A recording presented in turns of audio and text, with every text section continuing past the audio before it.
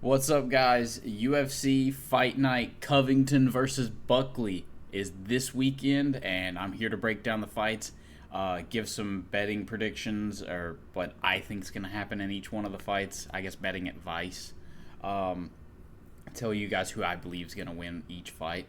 I have some good underdog picks this week too. I think some live ones at least. But we'll start with the early prelims, move down to the or move up to the main card, to the main event with Buckley and Covington, and then we'll wrap up the video. Go to how we've been doing on the channel with fight picks and everything. But we're gonna start the night with Pierre Rodriguez versus Josephine Knudsen. Yeah, this is how the fight's gonna go. That's gonna be Josephine Knudsen's gonna win by decision. Not gonna be one of those fun fights, you know. I mean, maybe. Who knows? Anyways, moving on to Gravy Dant. Oh my God, Davy Grant versus Ramon Tavares. I think Roman Tavares is not a great fighter, and I think Davy Grant is a pretty decent fighter. Davy's a little old for the weight class, so I do worry about him aging out, but I think he's going to outclass Ramon Tavares and actually TKO him. I think he's going to pick him apart, and then maybe second, third round, into the second, beginning of the third, TKO Ramon Tavares. I think it should be a decent fight, though, leading up to that happening. Yeah, let's move on to the next fight, and it's gonna be this one. Alrighty, that'll wrap up that fight prediction. Oh, sorry, my cat just jumped up into my lap. Anyways, moving on to a featherweight fight that I'm super excited about. Miles Johns versus Felipe Lima. I am super hyped about Felipe Lima. He is a prospect that I have been super high on since his debut. He debuted against Muhammad Naimov in back in, I don't remember what month it was, maybe July. And he put on a great performance in his debut. I believe he was even on short notice, if I'm remembering correctly. I'm going to be picking Felipe Lima against Miles Johns. I think he's the much better fighter. Miles Johns is a decent fighter, but I think he's far outmatched in this fight. I think Felipe Lima is just better everywhere.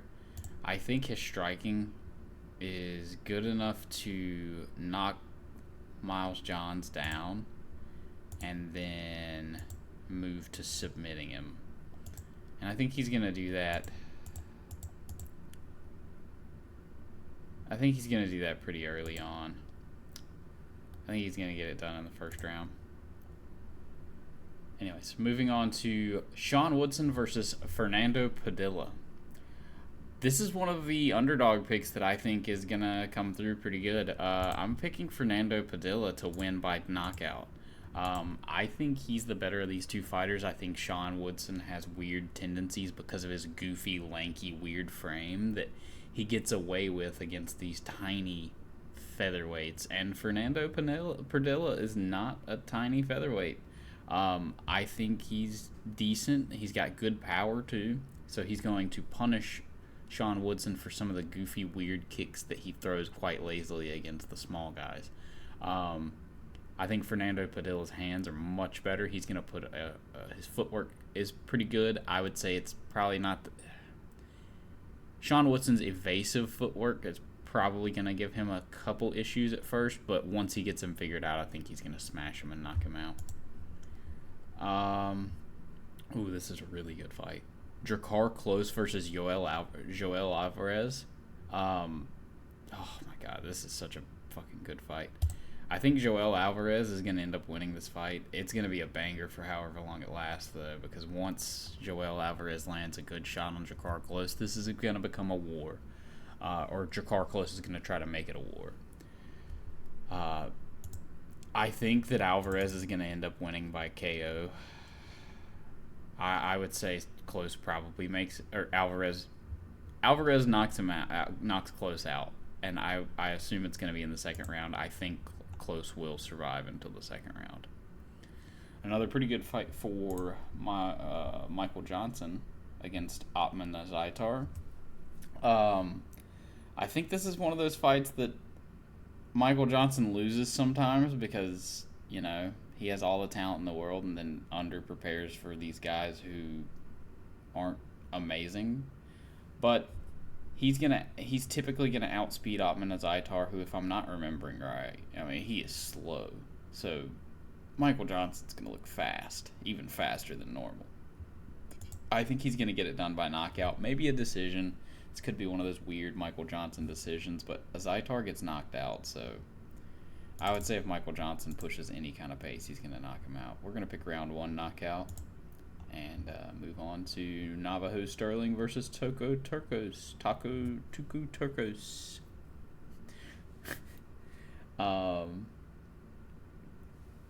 I'm going to be picking Navajo Sterling. I think he's a pretty good fighter. His striking, he resembles Adesanya quite a bit in the striking and in the face. It's weird. He's like a whiter Adesanya. It's odd how much he looks like him.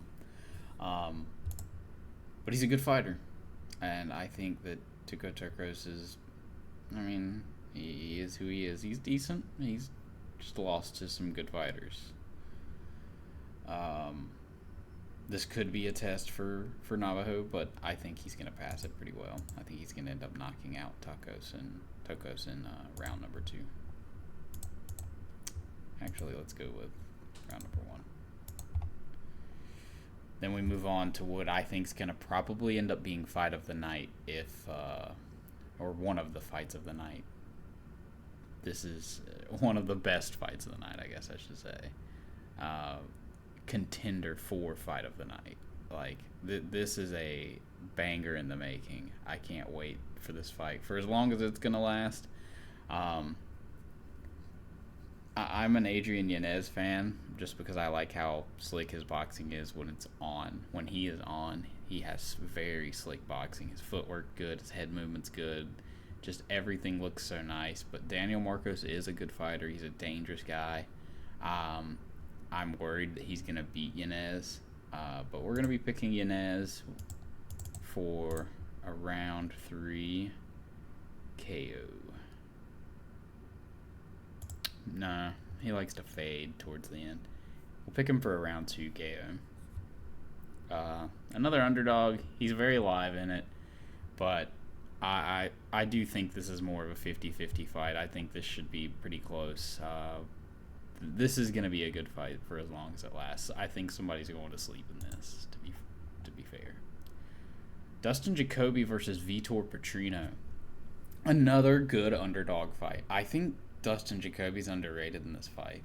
His striking's pretty good, and he arguably beat Khalil Roundtree, and I think that's a rateable thing at this point. Like, especially seeing as how well he did against Pajeda, I would say that's a very, very good thing. Vitor Petrino just lost to Anthony Smith, and Anthony Smith is who he is. And he showed that yet again in this fight. And if you pressure him at all and put any kind of hardship in front of him, he will quit. And Vitor Petrino somehow didn't force that on him. It makes me think he's not going to be able to Dustin Jacoby, but he's probably going to prove me wrong and end up just knocking out Jacoby. That's how these kind of things go. I'm picking against the grain pretty hard on that one, sadly. I just think he's the better of the two technical fighters, and I think he's going to end up winning a good decision against Petrino, outskilling him. Although Petrino is a big threat and could take him down and use some of his ground game, and I do worry that he'll do that. But I think Petrino was just one of these guys who's beating up guys who are mid, but just Dustin Jacoby is mid. God, this one's tough, but I think Dustin Jacoby wins this fight. Manel Kape versus Bruno Silva. I'm going to go with Manel Kape. I think he's the better of the two fighters. It's hard to call. Flyweights kind of just all suck.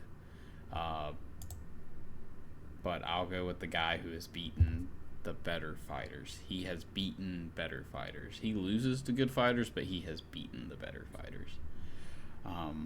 Bruno Silva just hasn't proven too terribly much. Like, Cody Durden's odd to deal with, but he's not at the level of some of the guys that Manel Kape has beaten.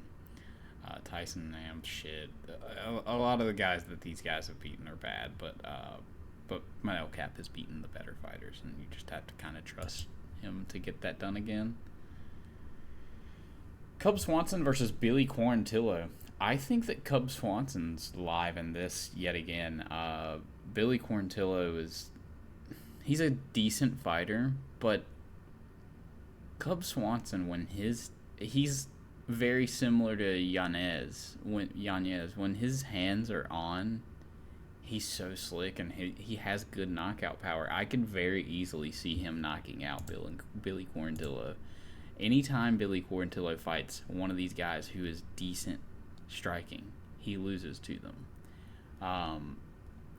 I think this is going to be another one of those times. I think Billy Quarantillo is going to either get folded by an overhand right, or while Cub's just leaping in, maybe a body shot, maybe kicks. Cub does have decent kicks. He doesn't use them as often as he should. But yeah, I see Cub Swanson getting a knockout. I think this card's going to be a banger based on like what my picks are for finishes and stuff. I think this is going to be a really, really good card.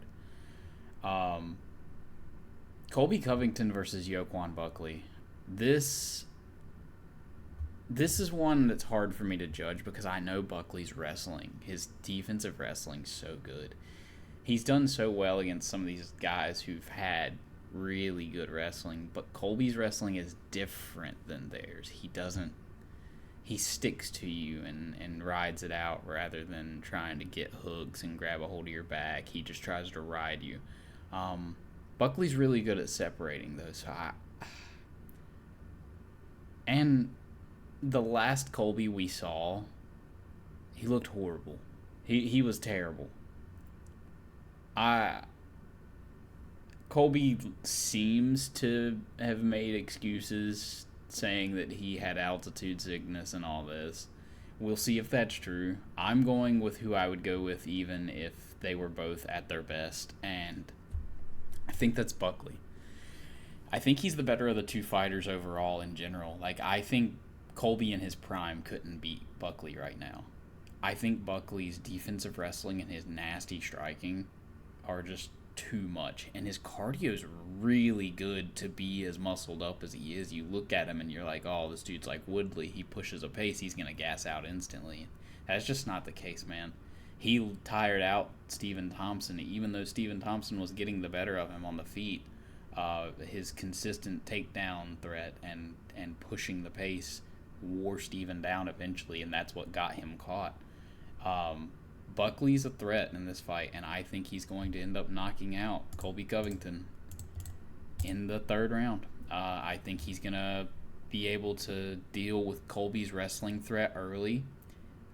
Maybe the first round's a little bit of an issue, but Colby's not going to finish him. And Buckley's cardio's insane for what he is. He is a monster. And once he gets ahead of Colby, he's going to be on him, and then he's going to knock him out. But yeah, these are my picks for this fight card. I think there's some pretty solid underdogs on this card. I'll go back through. I've got Buckley by knockout, round 3. Swanson by round 2 knockout. Kape by decision. Jacoby by decision. Yanez by knockout. Navajo Sterling by knockout. Michael Johnson by knockout. Joel Alvarez by knockout. Fernando Padilla by knockout, or Padilla. Felipe Lima by submission. I think he's going to end up dropping him, so that might end up being a knockout. Ramon Tavares is going to lose this fight, is what I'm picking. I almost said that I picked him. It's going to be Davey Grant winning by knockout, I believe. And yeah, that wraps up the card. Moving on to the stats for what's happened recently. Our last card, we wrapped up with 11. I think we picked 11 of the fights right. If we go to the last card, yeah, we were 11 out of 14. And we did really good on this card. Did really good on this pay-per-view. Like, I think we were like number 300 on the website total, which, sure, not awesome, but pretty good. Anyways, that moved our pick percentage up to, hello, Tapology, work, up to 63%. Anyways, fuck off.